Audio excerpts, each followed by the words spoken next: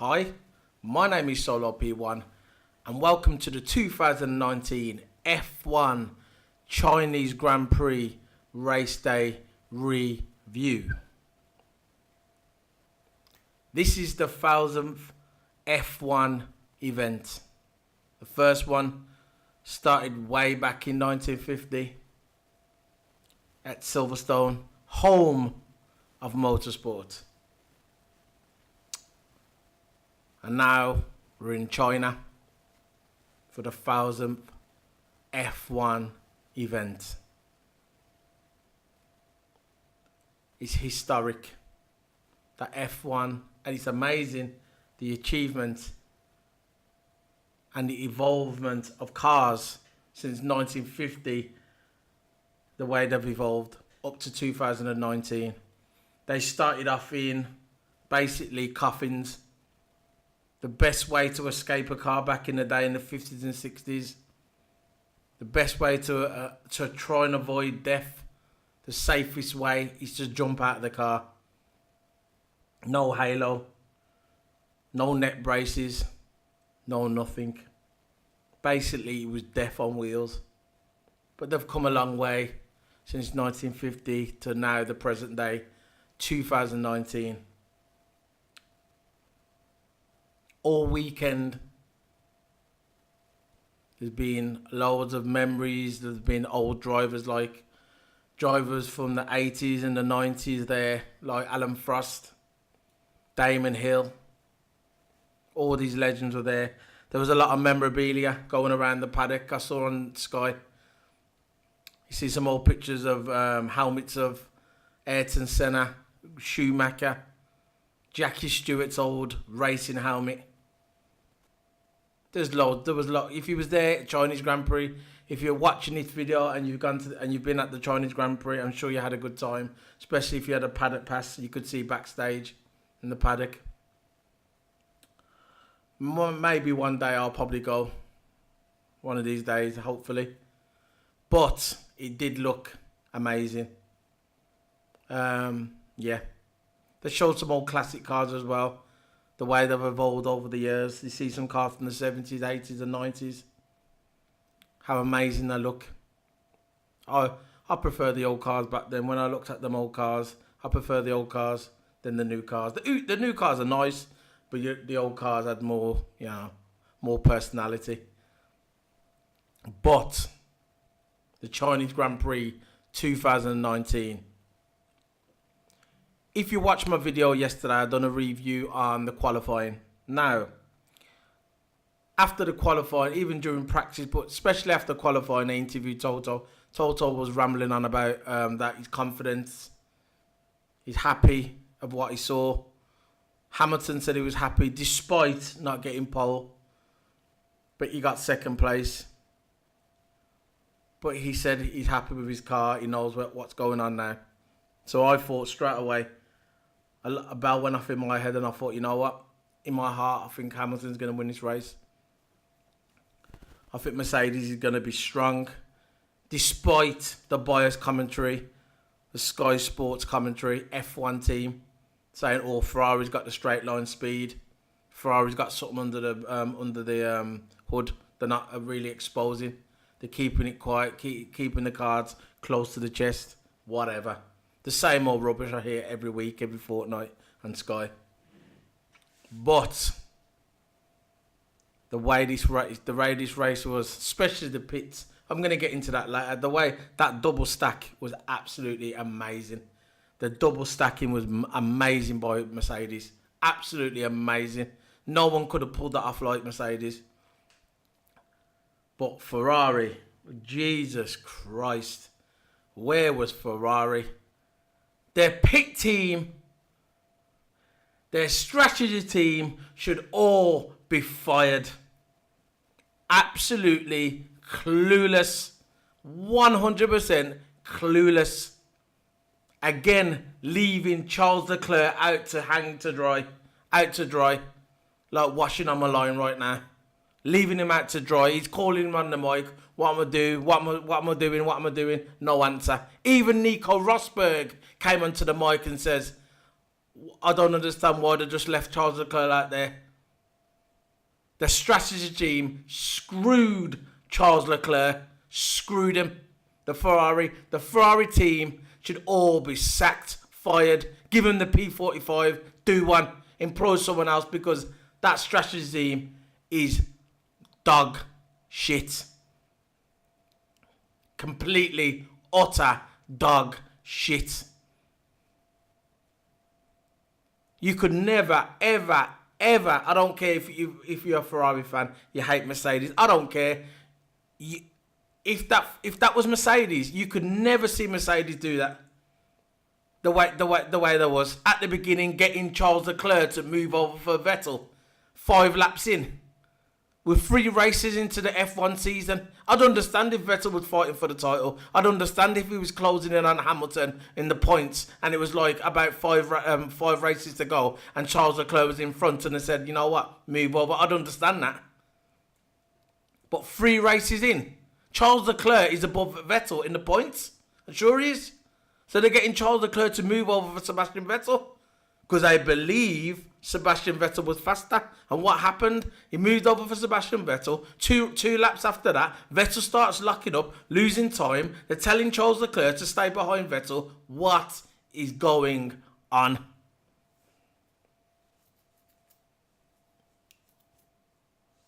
Clueless Ferrari. Clueless strategy. And I ain't going to win no title that way. Never going to happen. So, you've got Vettel moving over for... You got Vettel in second place. No, in third place. He's trying... I'm not... You know what? I'll get to the review in a minute. But the strategy team for Ferrari, they all need to be fired. Take it from me. Trust me. They all need to be fired. It doesn't take a genius to work that out. Jesus. Unbelievable. So, I'm going to start. I got my notes here on my iPad. I'm going to go through my notes because at the moment I've only got one monitor screen I've got on at the moment.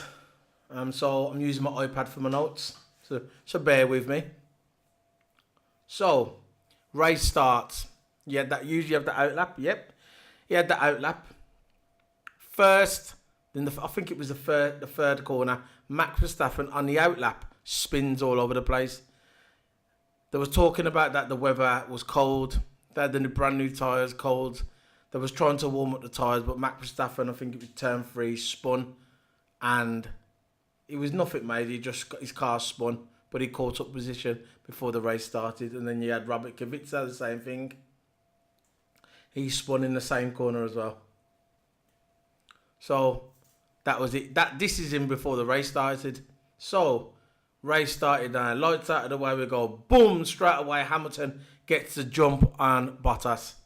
So obviously Hamilton now has got his started.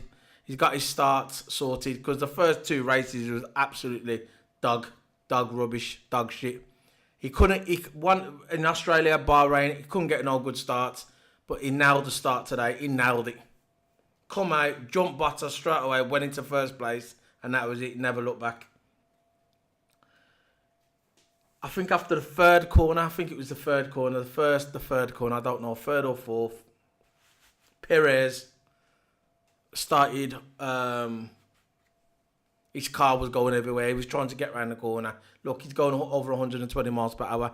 Sometimes you ain't got time to think. He tried to hit the corner, started wobbling. Perez hit Daniel Fiat on the side, and then Daniel Fiat hit Lando Norris. It was like a domino effect. Hit Norris. Norris's nose was damaged. This is right from the off. Now McLaren hasn't had the best of weekends. For some reason, their car hasn't adapted to this track. It just hasn't happened. So Norris was all over the place. So it was like really bad luck for Norris, and Daniel Fiat damaged his car as well. But Perez, it weren't his fault. I'm just saying he was doing over 130 miles per hour around the bend. Perez got off scot-free. He went. But the damage was with Daniel Fiat and Norris. Now, a few laps after that, they gave him a penalty, Daniel Fiat. Now, I don't care what anybody says, right? I'm not the biggest fan of Daniel Fiat. I don't dislike. I'm just saying I'm not the biggest fan of Daniel Fiat. But like I said, if you know my channel, I'm fair. I don't think he deserved that penalty. The FIA, the stewards should have looked more closely. It was caused by Perez. Perez hit Fiat. Fiat wobbled and hit Norris. So I just don't believe that they should have blamed Daniel Fiat for that. I just don't believe. I think it was anyone's fault. Maybe it was just a racing incident. But if you was going to blame anyone, I would have blamed Perez. He got a drive-through penalty, which, like I said before, I don't agree. Lap 8, Giovinazzi. He got lap 8. He came into the pits. Giovinazzi, whatever. He went into the pit lap 8, delayed. There was a delay in the pit. There was changing something on his car, the front wing. I don't know what there was changing, but there was a delay in the pits at lap 8. Lap 9, Vettel. He needs to get. He's getting closer to Charles Leclerc. This is where it all happened. This is where it started to unfold disastrously for Ferrari. Lap 9, Vettel was moaning on the radio and said, "Look, I'm getting close to Charles Leclerc." That's basically, it was just hinting, basically telling Ferrari to tell Charles to move over. That's what it was. Lap 9, Vettel said, "It's getting closer." Lap 10, then the Ferrari came onto the radio and started saying to Charles, "If you need to go a bit faster." So this is reminiscing, going back to Germany 2018, when Kimi was in at Hockenheim, and Vettel was in behind him, and to me, he wasn't going faster than Kimi. They told Kimi, there was hinting, "Oh, Kimi, Vettel's behind you," and then Kimi come out on the radio. You know, Kimi's very honest, and he come out and says, "You know what? Just tell me if you want me to move over. Just tell me. Enough of the hint. Just tell me." So lap 10, they were telling Charles, "Look, you need to go faster to move up." So lap 11, Ferrari come out and blatantly saying to Charles, "Move over for Vettel." Now Charles, he don't seem like the guy who's just going to be like laid back and take it. He actually spoke up for himself, which is good. I like that in a driver. Someone who speaks up for himself. He come out and said, "You know what? Why do I have to move over? I've still got a lot of speed left. Come on, it's only lap 11. Why do I have to move over?" Ferrari said, "Look, move out the way." Then Charles gets a DRS on Vettel. So basically, Charles moves over. Vettel goes in front. Then, soon as Vettel goes in front, what happens to Vettel? What happens to Vettel mostly every race? When the pressure's on him, he starts locking up. Starts locking up in turn 4, starts locking up in turn 5, starts locking up everywhere. So Charles catches up with him again, gets DRS on Vettel, and what happened? I think he didn't come out on the radio, but Ferrari said to Charles, "You know what? Stay behind him. Stay behind him." Yeah, you can actually see Charles right behind Vettel. When Vettel locked up, Charles hit the brakes and let Vettel carry on. To me, that is out of order. You are 3 races into the season, 3 races into the 2019 F1 season, and they're already deploying team orders. No way that should have happened. No way. Blatantly out. That was out of order. Ferrari, you got it wrong, mate. You got it wrong. And while them two was battling, the two Ferraris moaning about who's going to move over for who was catching up? Yeah, Max Verstappen. So, team orders, strategy team. Like I said at the beginning of the video, you should all be fired. Absolutely clueless. Clueless. That cost you, mate. That cost you.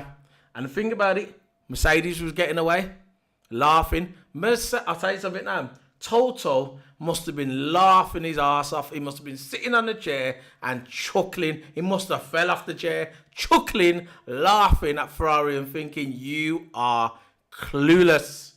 So one of them two was, while the two Ferraris were moaning, right? Max Verstappen was catching and Mercedes was getting away. Idiots. So all you Ferrari fans, you got done. How about that? Then Charles gets DRS and Vettel, like I just said. Hulkenberg, lap 12, pits for hard tyres. So he had a bit of a clash at the beginning. Because you remember, I think the last race, Hockenberg, he had problems with his car. But by this time, he was doing all right. Hockenberg picked lap 13. Vettel lapped up again in the same spot he did on lap 11. Same spot, no, in lap 9. He lapped up in lap 9. And in lap 13, he lapped up again. Same spot. Charles backs off again. Disgraceful. Again, he caught up with him. Again. And Charles still had to stay behind him. Lap 15, this is when it started getting comical. This was absolutely comical for me. Comical, unbelievable. Lap 15, guy comes to the radio. Says, lap 15, he goes, you know what, Charles?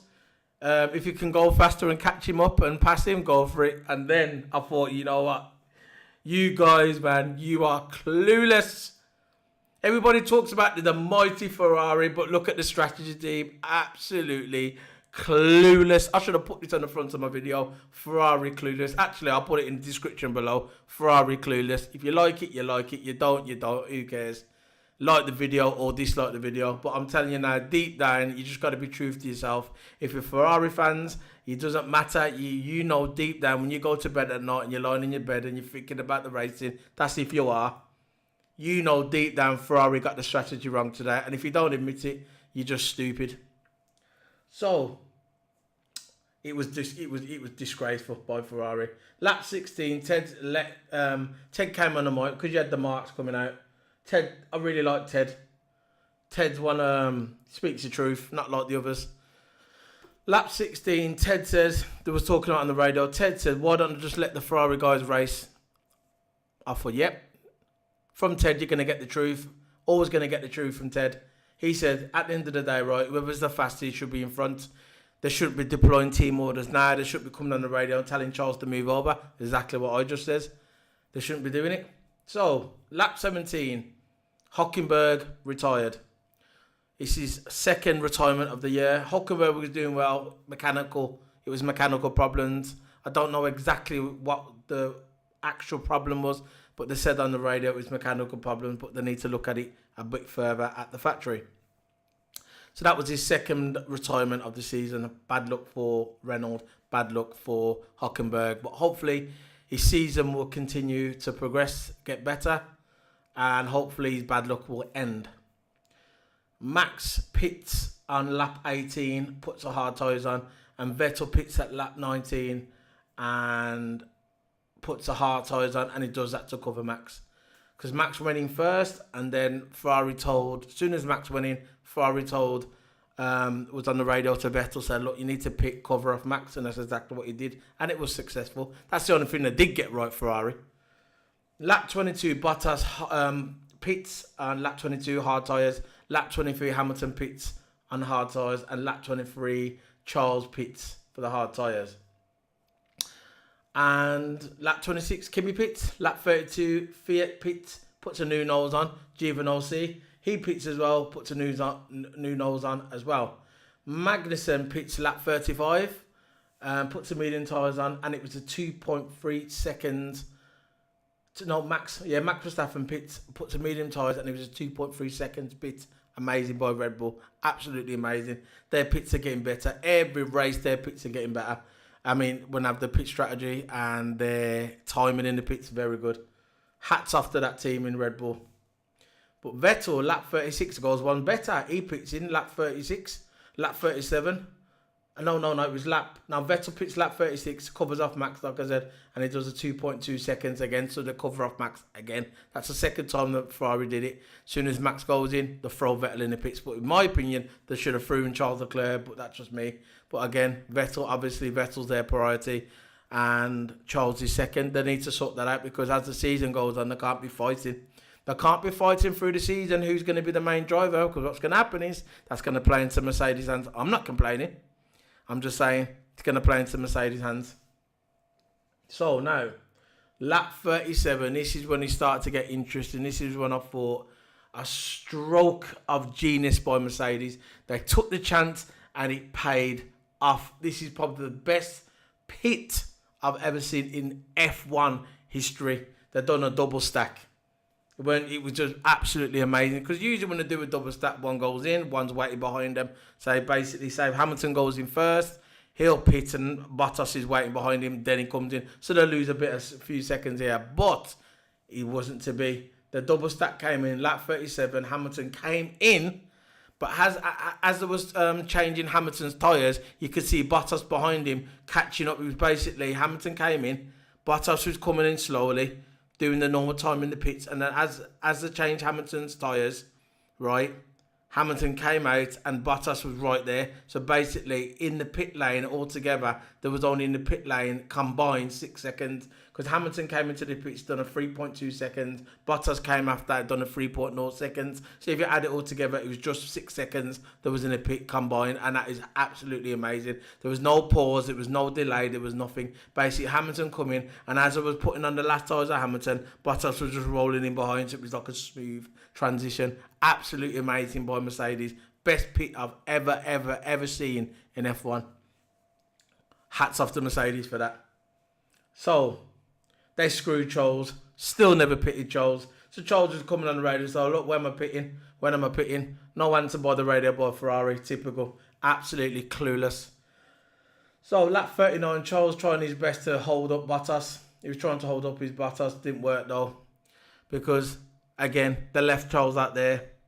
Bottas, when Bottas came out of the pit to double stack, he had his nice medium tyres, and they left Charles out there again, sat on the same old tyres that he was on for 25, 30 laps. Screw Charles. So basically, Charles was doing his best to hold up Bottas, didn't work. So Charles just went into the pit. I don't actually remember hearing on the radio them telling Charles to pit. I think Charles just had enough and went into the pits, which I don't blame him. Lap 39, Crafty and Vettel was basically, Crafty saying to Vettel was catching up Bottas, which the evidence was not there. I don't remember actually Vettel catching up Bottas. I think Bottas was 3.5 seconds in front of Vettel, and then it went to 4 seconds, and then Crafty came on the radio and said, you know what, look, maybe Vettel's catching up Bottas. I thought, where's the evidence in that?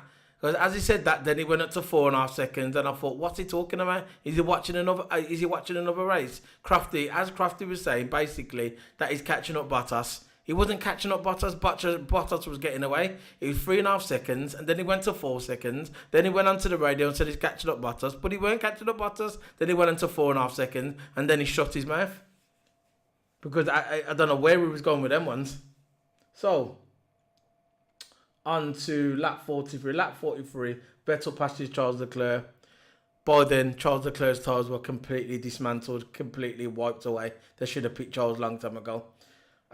So, lap 51, yeah. Basically, lap 48, Hamilton asked if Bottas was under pressure. Crafty, listen, he's his teammate, okay? Bottas is Lewis Hamilton's teammate. They both got respect for each other. They're both fighting for the same cause, okay? They're constructors. It's a team effort at the end of the day. Nobody's bigger than the team. It's just like when you have a football team, no player is ever bigger than the team. It's a team effort. And that's what Formula 1, all right, they're out there driving on their own, but at the end of the day, they're driving for the team. So basically, lap 48, Hamilton comes on the mic and said, look, is Bottas still under pressure? And then Crafty again with another dumb comment. I used to like Crafty now, but lately he's been saying some stupid comments. He comes on the radio and Crafty goes, why is Hamilton asking if Bottas is under pressure? Of course he's asking Crafty. The reason why he's asking is because he's his teammate.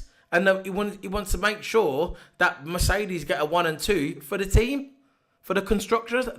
It's obvious. It's obvious.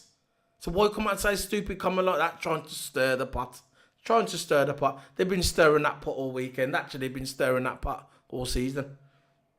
Now, lap 51, Charles said he's got problems with his gears. So I thought, here we go, it's going to be another. It's going to be one of them again, just like it was in 2 weeks. 2 weeks ago in Bahrain when his car was messing up. He said there's something wrong with the gears. More reliable. No, not reliable again. Still don't trust that Ferrari car. Not reliable. What's going on with his gears? That's what Charles is saying. What's going on? His car doesn't stop, but he said he was having problems with his gears. Lap 54 came in. 54. Now, this is where I thought it was a stroke of genius by Red Bull. Now, Vettel had the fastest lap, right? he wanted that extra point. I don't think Mercedes wanted him to have that extra point, but he did. So Christian Horner decided to pick Gasly. Gasly was fine because I think he was 7th. No one was in front of him. No one was behind him. He could afford to come out and he'd still be fine. He'd still keep his position. So lap 54 comes into the pit, puts on the medium tyres. 2 laps towards the end. So basically, they've brought in Gasly to try and get the fastest lap on the medium tyres to give him a nice point. He came into lap 54, pitted, put medium tyres on, and the last lap to, I think, lap 56, he gets the fastest time and wins and gets the fastest time to get that extra point. Now, right at the end, there was a nice little battle between Albon. Now, Albon hit respect. Now, in practice, 1 and 2, his car wasn't that really good. In practice 3, he smashed his car up, so he couldn't make qualifying. So basically, he had to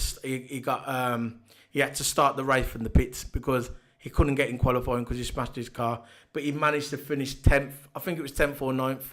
And towards the end, he was having a little battle with Grosjean. Grosjean was trying to catch him, Albon was fending him off, and he ended up getting the 9th or 10th. And at the end, when the race finished, Lewis Hamilton got the win. Bottas come second. Third was Sebastian Vettel. Albon for Toro Rosso, the British man, he got driver of the day, which I totally agree. I don't always agree with driver of the day, whoever gets them, but he did get driver of the day and he got 18% of the votes. So respect to Albon. So, and that's how it finishes. You had Lewis Hamilton 1. Bottas 2. Let's have a look at the standings, go through them all. We had Lewis Hamilton 1. This is how it finishes. Bottas 2. First, let's have a look. I don't know. Let's get the results. Yeah. So we had Lewis Hamilton 1, Bottas 2. So Lewis Hamilton got maximum points of 25 points. Second, Bottas, 18 points. Third, Vettel with 15 points. Fourth, Verstappen, 12 points. Fifth, Charles Leclerc with 10 points. 6 points for Gasly. You got 9 points for Gasly in 6th place. And Ricciardo in 7th. He got 6 points as well. And Perez got in 8th place. He got 4 points. And 9th place, Raikkonen picked up 2 points. And 10th place, Albon picked up 1 point. 11th place, Grosjean, no points. 12 points, Stroll. 13th, Magnussen. 14th, Sainz. 15th, Giovinazzi. Whatever Giovinazzi. 16th, Russell. 17th, Kubica. And 18th, Norris. And didn't finish. Retirement, Daniel Fiat and Hülkenberg didn't finish because engine failure. So basically, I'll go for it again. Hamilton first, he got 25 points maximum, and Bottas got 18 points, and third place Vettel 15 points, and fourth place Verstappen with 12 points, and Charles Leclerc 5th place got 10 points, and 6th Gasly 9 points, and 7th place Ricciardo 6 points, and 8th place Perez 4 points, 9th place Raikkonen with 2 points, and 10th place Albon with 1 point respect. So we did finish 10th. And so 11th for Grosjean, 12th Stroll, Magnussen, 13th, 14th Sainz, 15th Giovinazzi, 16th Russell, 17th Kubica, 18th Norris, and the 2 retirements, Daniel Fiat and Hülkenberg. So that's how that finished. So we've got the table as we see it now. The points table shall I do constructors first? Let's do constructors. Let's do the drivers first. So we've got on top, we've got Hamilton on top, 68 points. Bottas second, 62 points. Third place Verstappen, 39 points. Vettel in 4th, 37 points. Charles Leclerc in 5th place, 36 points. So he's only a point behind Vettel, and they're still telling him to move on for Vettel this early in the race, man. Unbelievable. 6th place Pierre Gasly with 13 points. 7th place Kimi Raikkonen, 12 points. 8th place Norris with 8 points. No, Kimi Raikkonen's got 12 points in 7th place. 8th place Lando Norris, 8th place 8 points. 9th place Kevin Magnussen with 8 points. Hockenberg with 6 points. Ricciardo, that's in 7th place. Ricciardo in 11th place, 6 points. So they both got 6 points each. Perez in 12th, he's got 5 points. And Albon in 13th place, he's got 3 points. 14th place, Stroll with 2 points. And Kvyat, Daniel Kvyat, he's got 1 point in 15th place. 16th place, Diavolsi, Italy. For Italy, he's from Italy and he's got no points, nothing on the table for him. 17th with no points, Grosjean. 18th, Carlos Sainz, no points yet. Russell 19th, no points, and Kubica, no points. So, teams, let's have a look at the points in the constructors. Mercedes kind of running away with it at the moment. 130 points for Mercedes. Ferrari second with 73 points. Red Bull in 3rd place with 52 points. 4th place, Renault, 12 points. 5th place, Alfa Romeo Racing, 12 points. Haas, 8 points. McLaren, 8 points in 7th place. 8th place, Racing Point, 7 points. And Toro Rosso in 9th place, 4 points. And Williams yet to score. So that's how it finished. And it was a good race. Lewis Hamilton showing his steel again, winning the Grand Prix. The guy's just amazing, really, and you can love him or hate him, but the guy is the real deal. Have we got any videos in here? Oh, I got some interviews here. So usually, if you watch my channel, I usually play some interviews of the race. No video because I don't want to get done for copyright. So I'm going to play some interviews. I'm going to pick Lando Norris first. Let's go. I mean, where do we start? Not a great day. No, I didn't retire in the end. So I guess it's never going to be a good day if that happens. But yeah, after the contact in turn 6, I couldn't come back from that at all. I had too much damage. Was way behind. Obviously lost a lot of time double stacking with Carlos in the pit lane because we both had too much damage, and I don't know if he had a puncture or something, but yeah, it was not a good first lap for the team through no fault of our own, and made my race a bit more boring and not as entertaining as what I would have liked, but it happens in Formula One, so hopefully this is I would say not the first of many, but the first of a couple of things which will happen in Formula One, which we just got to deal with and move on from. So not very happy. He's been doing well all this season. The first 2 races he was doing well,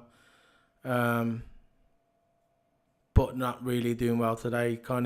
His car is the McLaren car just couldn't adjust the way it's set up this weekend. It just wasn't adjusting to the Chinese track, and it's one of them things. But this guy, he's only going to get better, and he's young. It's his first season. Shouldn't really put no pressure on himself. It looked like he was upset, understandable, but he's young and he'll move on. Now let's do Kubica for Williams. Robert, another hard race, but another checkered flag for the team. Well, yeah, not a lot to say, I would say, and a part of 2 excited moments, probably that, one where we were broadcasted was when I spun in formation lap. Yeah, I try to just put energy into the tires so we know it will be very important. I just lost the car. And a good start. I did good start. I stick to inside.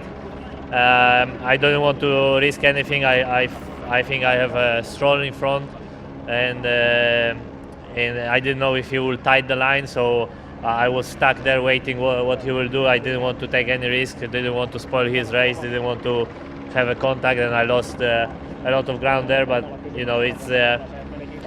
it's difficult even to risk something in turn 1 when you know that the pace will be what will be. So disappointed again for Williams, but hopefully this season's going to get better for them. Really sorry for Kubica. He's come this far. He's gone through a lot to come back to F1. No one ever thought that he was going to come back, and now he's just, what can he do, you know? Let's see. Let's listen to Daniel Ricciardo. He's always interesting, isn't he? He had a good weekend. How important was it to get the monkey off your back today? Was there a monkey on my back? Well, just like finishing and what I mean. I wanted to finish for sure, get a few laps in, make sure I still had the strength to do a race distance. I'm pretty strong. Back's pretty stiff, but I'm pretty strong. But yeah, it was good. Good to get points. Perez kept me honest the whole race, so it wasn't actually easy, even though I was 7th, I think, from lap 1 till the end, but it wasn't that straightforward. So yeah, happy to get it done and happy for the team. I just found out at the end. I suspected Nico didn't finish, but I obviously found out now that he didn't.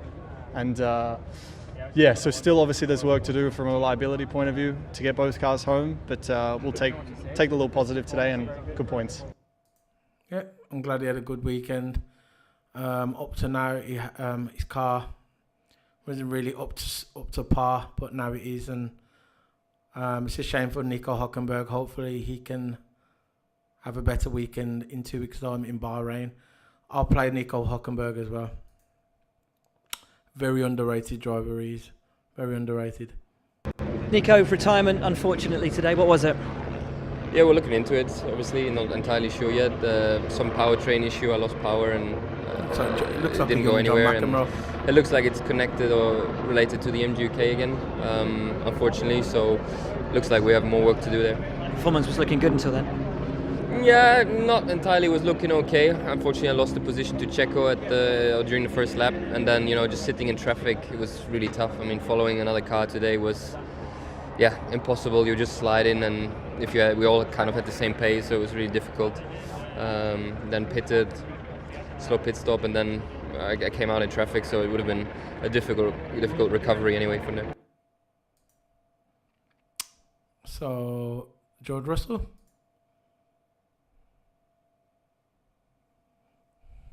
Another good drive and another result coming back to the flag for you today. Happy? I think, as happy as can be. I think in the opening laps we were holding on to everybody else in front, so we were thinking, this is fairly all right. But then when things settle down, the gap starts to open. But at the end of the day, that's where we're at the moment, and got to see the positives. It's another race making it to the flag, so even if the pace isn't there, the reliability at least looks good. Yeah, I think so. Like I said, you've got to take the positives in every situation, I think. And that is one of them, but obviously we'd all prefer a bit more pace and maybe less reliability, who knows. Yeah, shame for George Russell, a guy with that talent, he should be in a better car. But he's in F1, that was his dream. He's young, he can progress. He's got a long career in front of him. So, Alexander Albon. Started from the pits. This used to be my life. Then my team and I found Monday.com.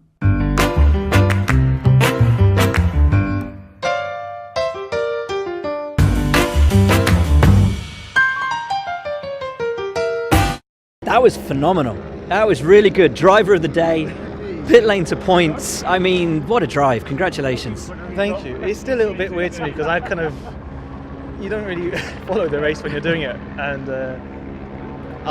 they told me, okay, 10th, but I thought, okay, yeah, that was a good race. But then when I came in, like, oh, that was a really good race. okay, yeah, I guess it was quite good.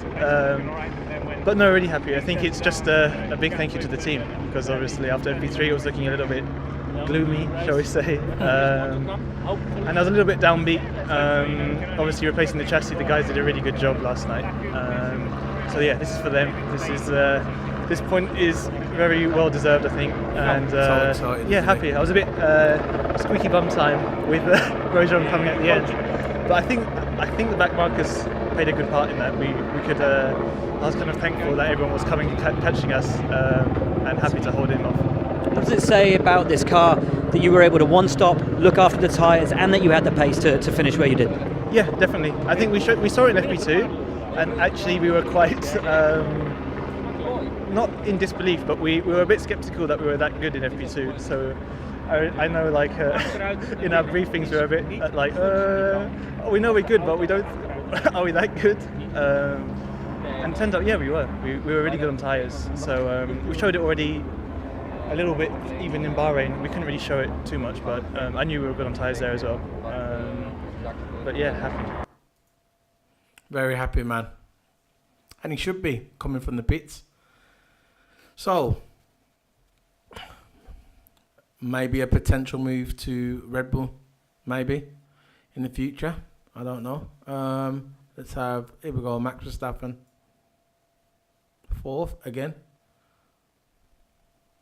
Great drive today. Looked fairly lonely though for you. Yeah, well, lonely. I mean, I always had a Ferrari inside, but yeah, we just couldn't really attack them. But we did a good job as a team to undercut one of the Ferraris at least. So yeah, for us 4 today was the maximum.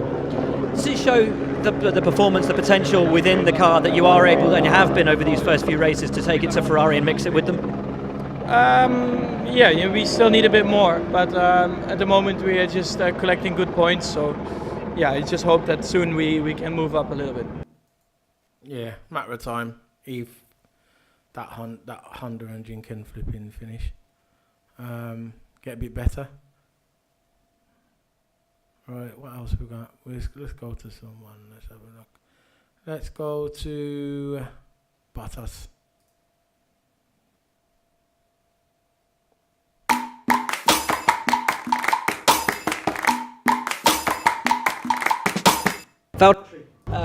A race, I guess, that was decided pretty much on the run down to turn 1, but a strong drive from you today. Yeah, unfortunately, had some wheel spin at the start. There was this white line just after the starting box from the first position. So when I went over that, I got some wheel spin. Same on the formation lap start and also in the race start. So a bit of a shame. Need to have a look what could have done better on that. But yeah, after that it was difficult. With same car than Lewis, not much pace difference. I think he had strong first stint, and then stint 2, 3 pretty similar. But yeah, could be worse. Third 1-2 in a row for the team. It's the strongest start to a Formula 1 World Championship since 1992. How is the vibe down at the team? Did you expect this at the start of the season? We aimed for this at the start of the season, but we didn't expect it, So you never know how it's gonna go. But obviously, we've been able to maximize every single weekend so far. It's a long season ahead, but it's a good start. Looking very disappointed, Bottas. Hope he can keep his chin up and don't drop his game. Just keep fighting for Mercedes, Because if Bottas and Hamilton does well, obviously it's good for the constructors. Let's go on to Charles Leclerc. 2 more after this. I'll do Vettel and Hamilton after this. That's all this, man. Prix on the first lap. Oh yeah, only on the first P5 at the close. Can you understand how that happened? Yeah, obviously the start was good. Then the first stint was, I think we were both struggling, myself and Seb, with the tires. Mercedes seems to be pretty strong compared to us. Then obviously we swapped. I struggled behind Seb with the tires. I thought he would have pulled away, but he didn't much. So my tires overheated. I lost a little bit of time. And then, yeah, obviously I had a lot of questions about the strategy. I think the reason behind it is for the team's benefit. We tried to slow down the Mercedes by keeping me a bit longer on track, which I understand. We tried, it didn't work, unfortunately. And yeah, we'll look forward. Hopefully we'll come back stronger the next race. How much work needs to be done in debrief to look into strategy, given that it didn't, you had a 3-4 and you've come home 3-5? Yeah, but we tried at least to have a 2-5, which will have been a bit more points. So yeah, we tried it. Obviously it didn't work today, but yeah, we'll try to work to see what we could have done better. Some people would look at the first 3 races and say 3 times the team orders have been made not in your favour. Do you believe that you and Sebastian are on equal terms, or is it very much towards him at the moment? For now, obviously, I think Mattia made it clear in a 50-50 situation he will be in front. Yeah, now I just need to understand today what was the reason behind this, and yeah, hopefully I'll have a valid answer. So obviously not really happy. I just think it was wrong that they were deploying team orders so soon into the season. It's not right. Now let's have Vettel. So podium today. Happy with the way the race went? Well, we're a bit too slow, so I'm not entirely happy. Obviously, happy to get the podium. You would have but been not happy if you would have won. with the pace we had today. We were hoping to have better pace and be a match for Mercedes, but we were not. How much of a surprise has it been that you haven't been able to compete for the 2 Grand Prix in Australia and here with Mercedes as much as testing might have predicted you would? Well, you never know what people are doing during testing, but I think we still have a good car. I think we're still not able to unlock it completely, so we're learning a lot, more than recent years in terms of what we're missing. So it's good to get a lot of laps in a row to feel the car, and hopefully soon we will be able to find what is causing, let's say, the weakness at this stage, to catch up. Obviously, to win a World Championship, you need every point that you can get. A 3-4 in the race became a 3-5. How important is the debrief going to be so you get the strategy right in the future? Well, I think it was all right. Obviously, a bit of a shame that Charles couldn't get back to Max. But it was a bit of a tricky one. I think we tried everything, so with hindsight it's always easy, but I think we just need to be faster, and if we're faster we have a better chance of scoring more points, simple as that. The last one now, we've got Lewis Hamilton. You and your team need to get things done. With Monday.com, it's easy, fun, and simple. Mention your teammates in real time, share files, assign people to tasks, stay in control on the go with our mobile apps. Go to Monday.com, create your free account, and get addicted to getting things done. Oh no. Considering you said that you felt you'd kind of fallen out with this circuit over the last few years, that was quite a day today. Definitely was. Yeah, the race was a lot different, but the race was different because through the weekend, the car is, like this year and last year, the car's really not liked how I drive at this track. So if you look at the past, I was always really quick here. My aggressive driving style worked really well. And then I used that coming in the last 2 years, and the tyres would not allow it, the car would not allow it, and seemed to have lost a lot of performance.